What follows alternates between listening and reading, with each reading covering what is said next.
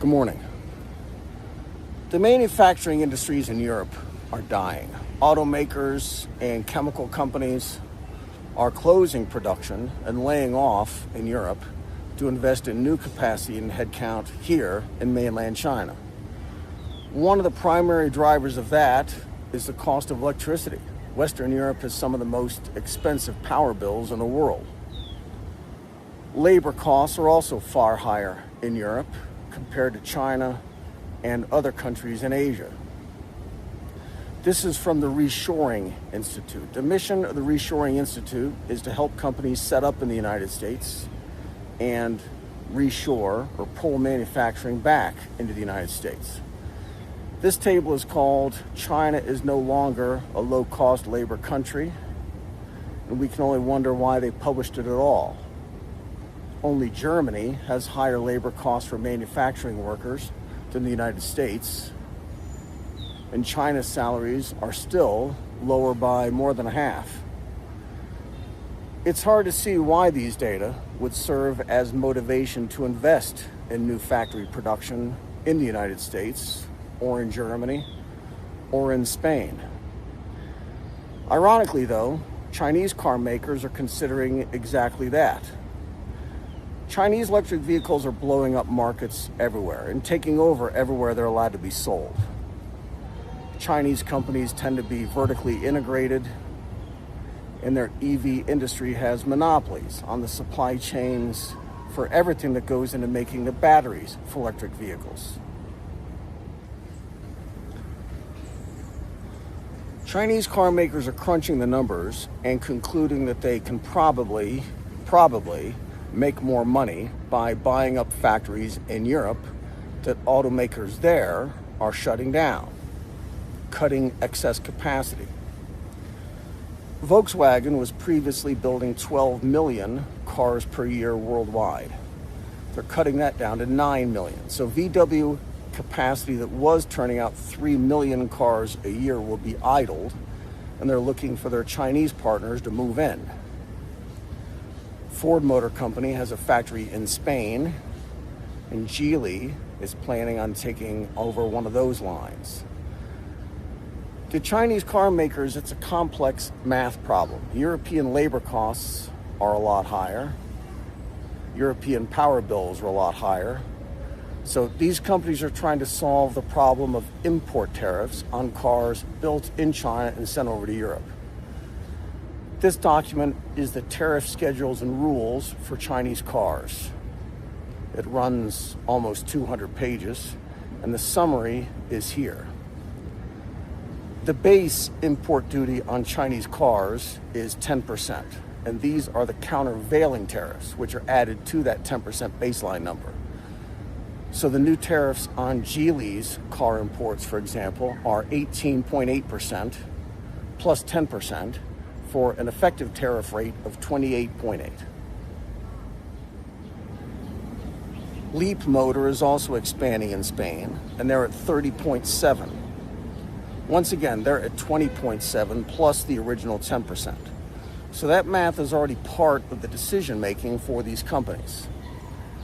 Then there is this, a proposed new regulation that says electric vehicles need at least 70% of their components, excluding the batteries, to be sourced in the European Union to qualify for government subsidies.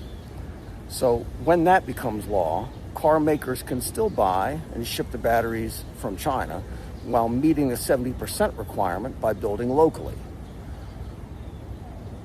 By doing that, government subsidies can be applied to the purchase of Chinese electric cars. Here is a nuts and bolts example of how that works now compared to what's coming later. Leap Motor is offering this car for sale, the T03. European buyers, lessees, don't need to pay a deposit. They can make a lease payment of $57, 49 euros per month for 3 years. This car is built in China, all of it. So when those new rules go into effect, this will not work. 36 months times 49 euro mean that they can drive this car for less than they would pay for a high-end bike.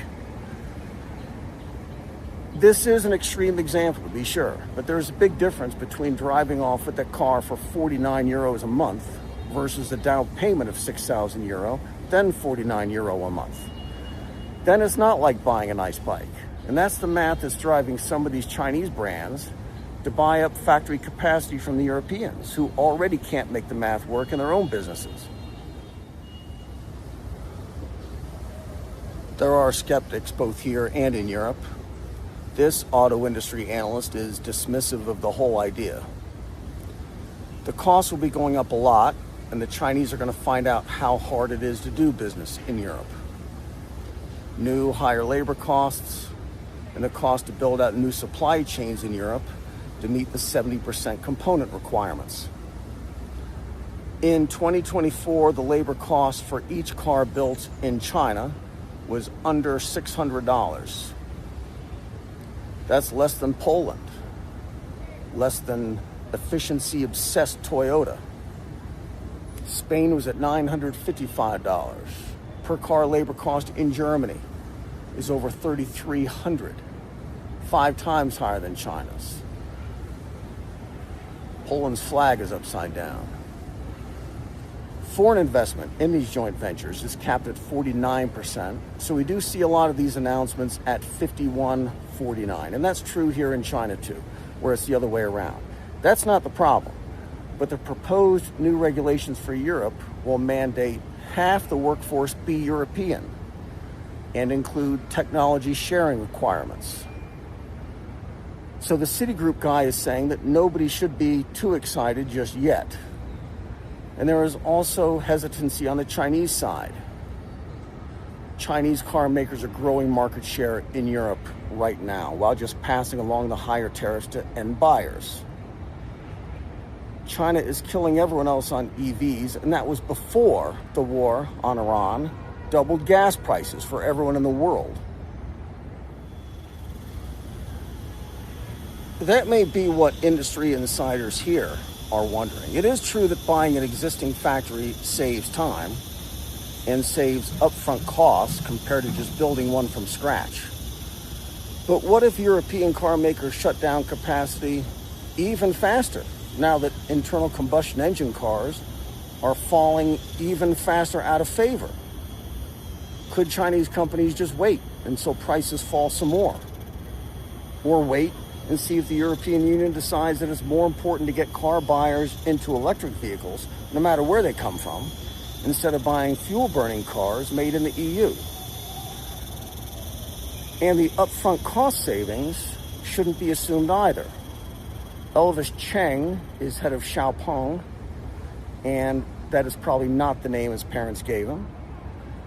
And he's got another problem. Xiaopeng wants to expand production in Europe and is talking to VW and other European companies, but the factories are so outdated that Xiaopeng may be better off just building a new one.